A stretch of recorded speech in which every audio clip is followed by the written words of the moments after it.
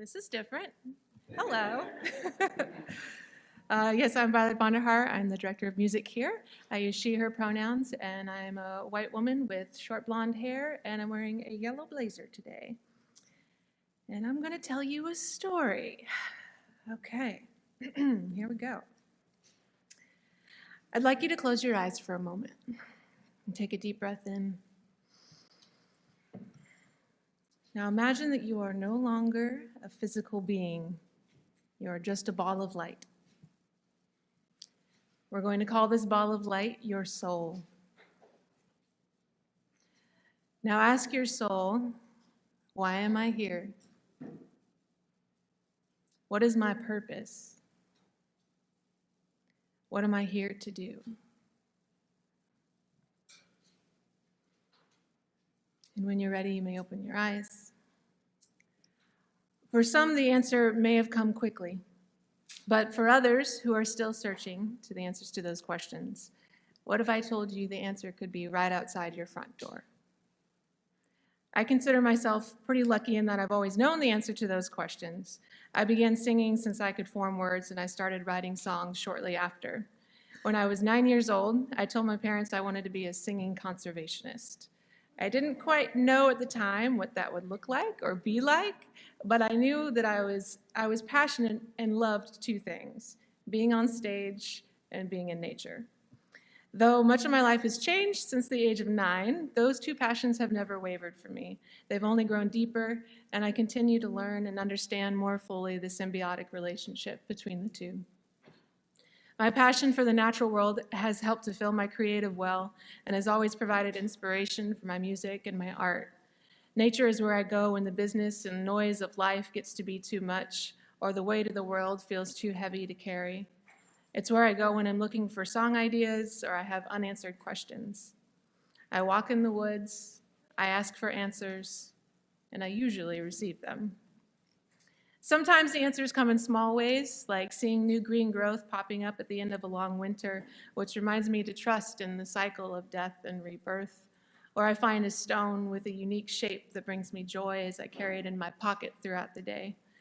But sometimes the answers come in such awe-inspiring and big ways that I spend hours, days, months, and even years trying to unravel and understand at a deeper level.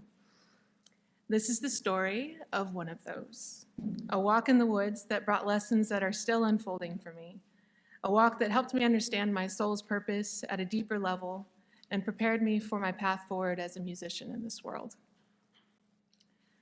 It was midwinter of 2018, and my band, Violin and the Undercurrents, was in the final mixing stages of our full-length studio album, concept album, The Captain. We had spent nearly 2 years recording the album, intentionally taking our time with it, perfecting every note and nuance, and developing the concept of this character, the captain. The captain tells the story of a committed leader who has a vision and is deeply passionate. So much so that at times relationships can be affected, sacrifices must be made, and of course many lessons are learned. It highlights the importance of having a solid crew around you that you can trust, willing to put in the work with you to get to your destination.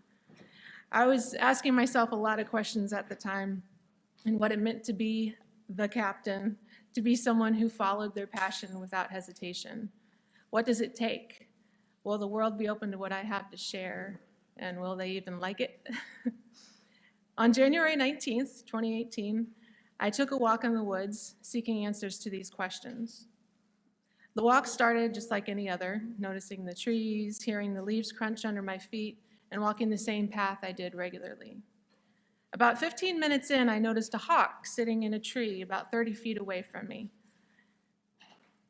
I approached the tree to get a closer look, but it quickly flew away. So I followed the direction that it flew in hopes to find it again, which I eventually did. I found it on the ground near the bank of a small brook, and I approached it slowly and quietly, expecting it to fly away, but it didn't.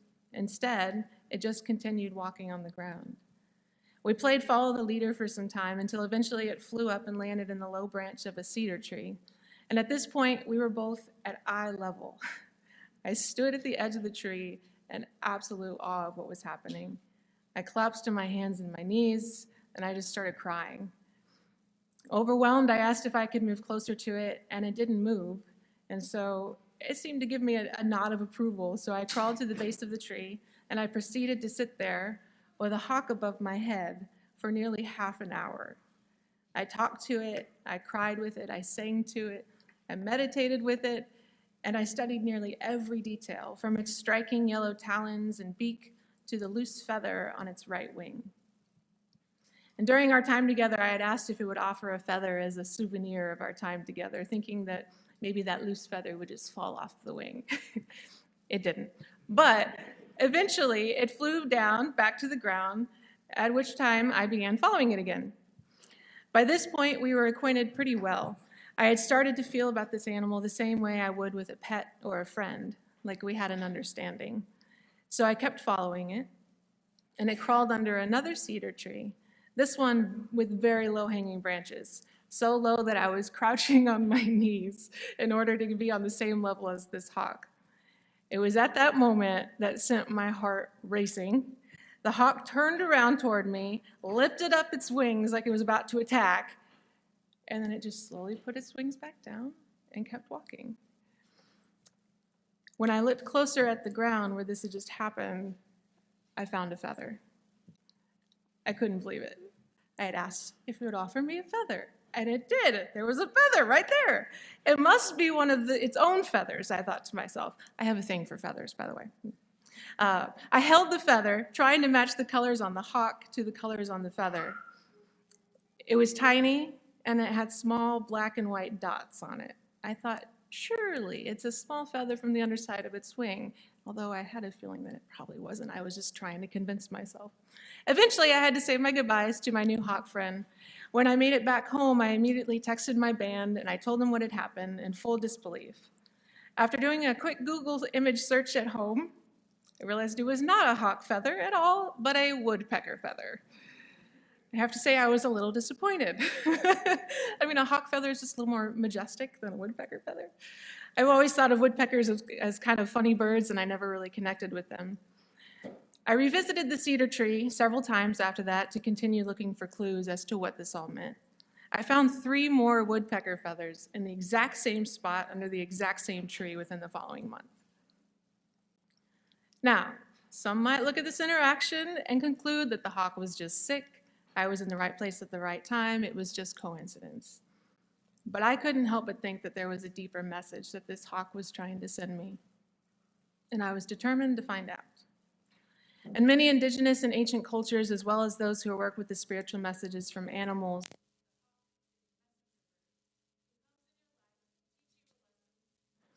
and inspires you to take the lead when the time is right.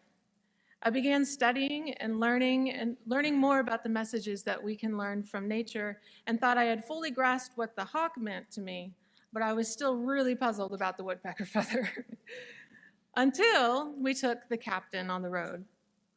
The day we left for our album release tour, there were 4 hawks circling above our house the entire time we were packing up the van for the road as a kind of a send-off for our journey.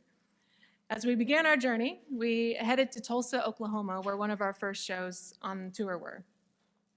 And at this show, I felt moved to tell the audience the same story I just told you.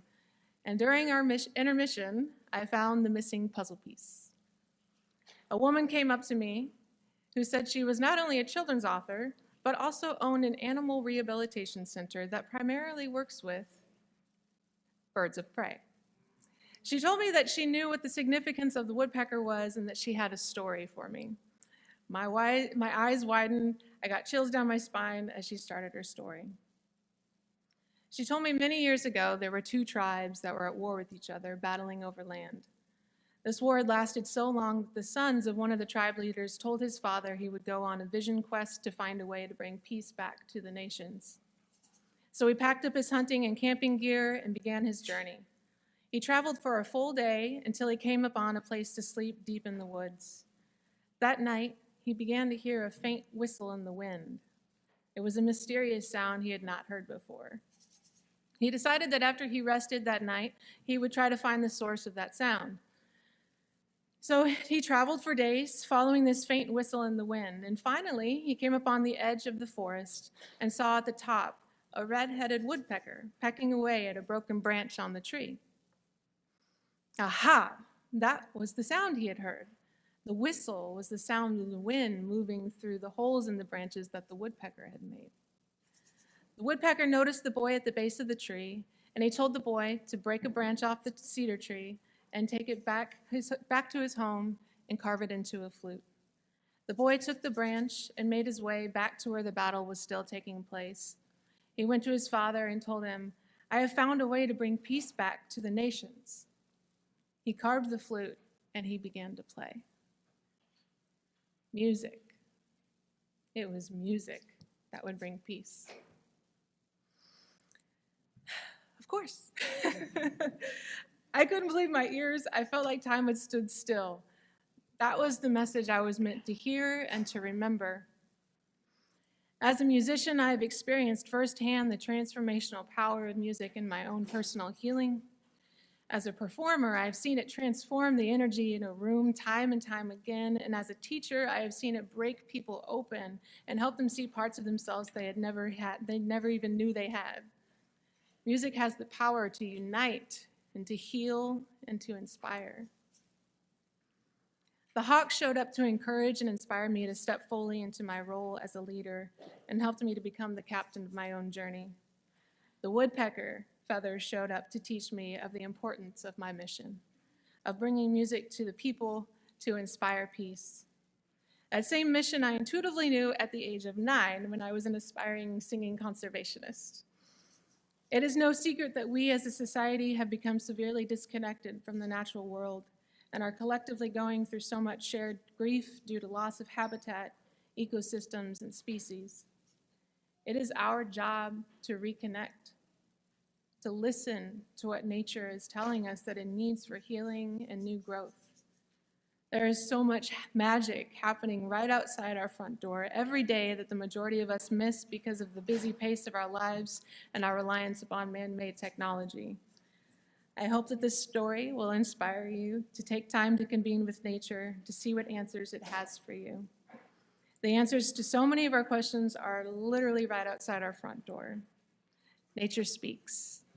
All you have to do is take time to listen and to hear.